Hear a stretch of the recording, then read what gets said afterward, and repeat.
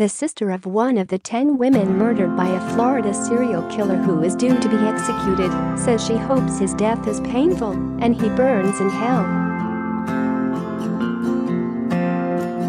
The family of one of his victims, 18-year-old Chanel Williams, spoke out just hours before his execution to call him a stone-cold callous murderer. "I hope it's painful and I hope he burn in hell," Chanel's sister Algalana Douglas told WTSP. Long had his last meal on Thursday morning and requested a roast beef sandwich, bacon and soda. His violent rampage, which included rapes and murders, started in March 1984 with the brutal killing of artist Anne Wick. 9 more victims followed until his arrest 8 months later. His spree earned him 28 life sentences and the death penalty for one of the killings. The majority of his victims were strangled, while others had their throats slit or were bludgeoned before being positioned in a gruesome way. After his arrest, Long confessed to that and other crimes and admitted to being the classified ad rapist the moniker investigators gave while trying to solve dozens of rapes. WTSP privacy policy. Long would go through classified ads and make appointments to see items for sale.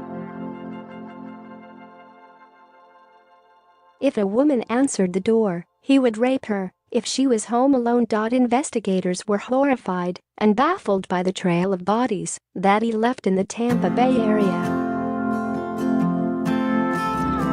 His crime spree ended when one of his rape victims survived and was brave enough to leave a trail of evidence, including blood in his car, and remember details about where he lived that she could pass on to police. That victim, Lisa Nolland, had previously survived being raped by her grandmother's boyfriend. She plans to sit in the front row in the room where witnesses will watch Long die. Long's ex-wife, Cindy Brown, said earlier that she regrets not shooting him dead after a brutal beating, and the decision has haunted her ever since, given the lives he later destroyed. Brown, who was Long's childhood sweetheart and shares 2 children with him, said she believes he is getting what he deserves. "This is something that in my heart should have happened many years ago," she said. "It's been a long time coming. I hate to see anybody die, but he's done the things that he's done." "You made your bed. It's time to lay in it."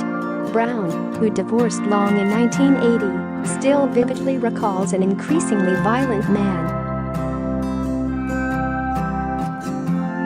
One day, he grabbed her, choked her and slammed her head into a television, knocking her unconscious with a gash to the forehead.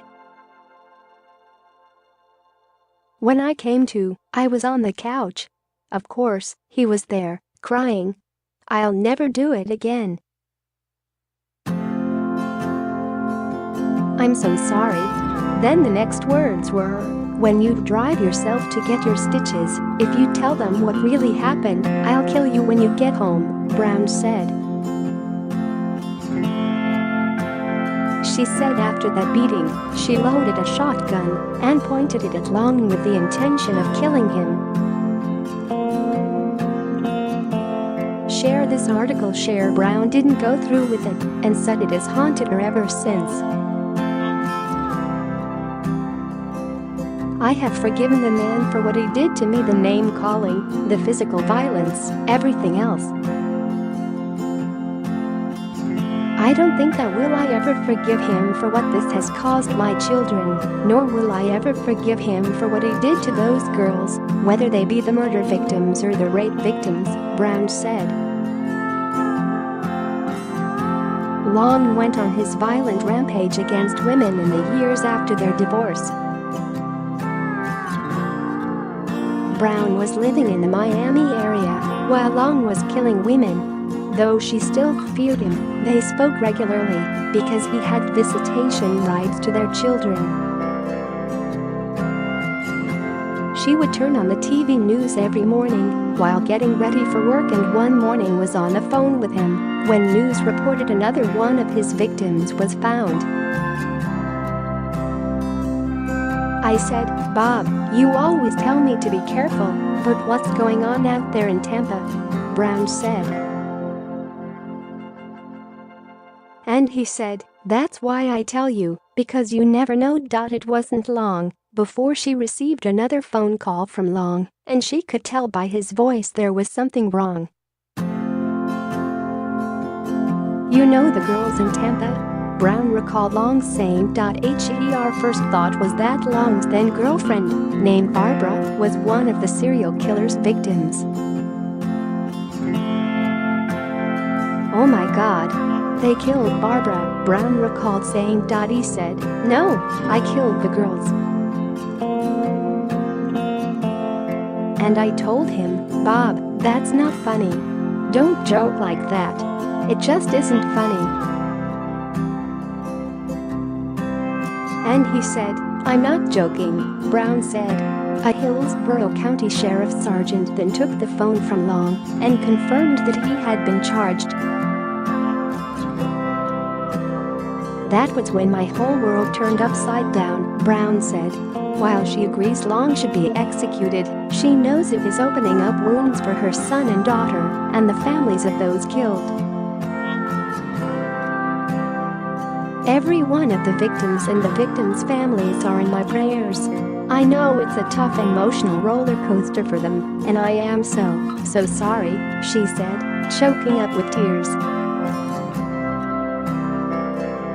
"I understand it's not my fault, but tell my heart that. Make my